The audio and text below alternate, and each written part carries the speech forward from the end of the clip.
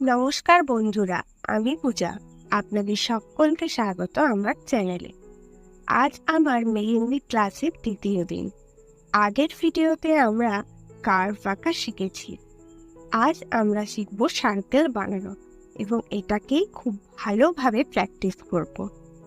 তো প্রতিবারের মতো নতুনদের জন্য আমি কিছু ট্রিক শেয়ার করব, যাতে তারা সার্কেলটাকে খুব সহজেই প্র্যাকটিস করতে পারে এবং এই ট্রিকগুলো ব্যবহার করে সার্কেল আঁকলে সার্কেলটা খুব সুন্দর হবে।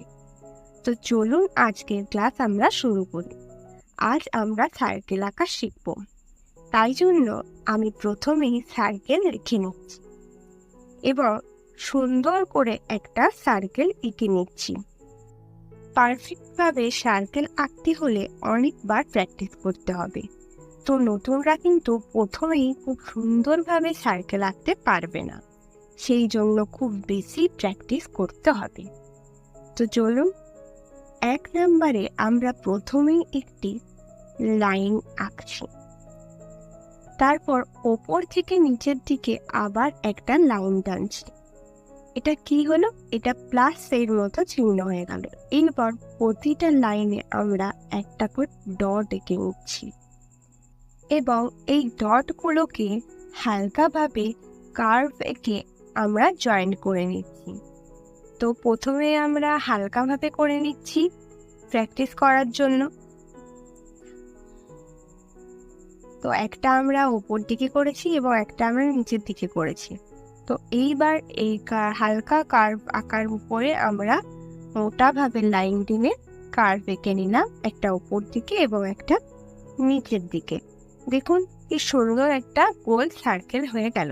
তো আপনারাও কিন্তু প্রথমে এই রকম ভাবেই সার্কেল আঁকা শিখুন। একবারেই আপনারা সার্কেল আঁকতে পারবেন না। তো প্রথমে আপনারা এই রকম ভাবেই সার্কেল আঁকবো। 2 নম্বরেও আমরা একই রকম ভাবে আগের মতো দুটো লাইন টেনে প্লাস এঁকে নিচ্ছি আগে, তারপর সেম আগের মতোই 4টা লাইনে ডট করে নিচ্ছি 4টে। তারপর আমরা প্রথমে বাঁ দিক দিয়ে ওপর থেকে নিচের দিকে এবং তারপর ডান দিক থেকে ওপর দিকে নিচের দিকে দুটো কার্ভ এঁকে নিয়ে আমরা একটা সার্কেল তৈরি করলাম। তাহলে এটা কিভাবে হলো? একটা হলো বাঁ দিক থেকে ওপর থেকে নিচের দিকে এবং একটা হলো ডান দিক থেকে ওপর দিকে নিচের দিকে। তো দেখুন, আপনারা যদি এইরকম ভাবে সার্কেলগুলো করেন তাহলে অবশ্যই আপনাদের সার্কেলগুলো গোল হবে। তো 2 নাম্বার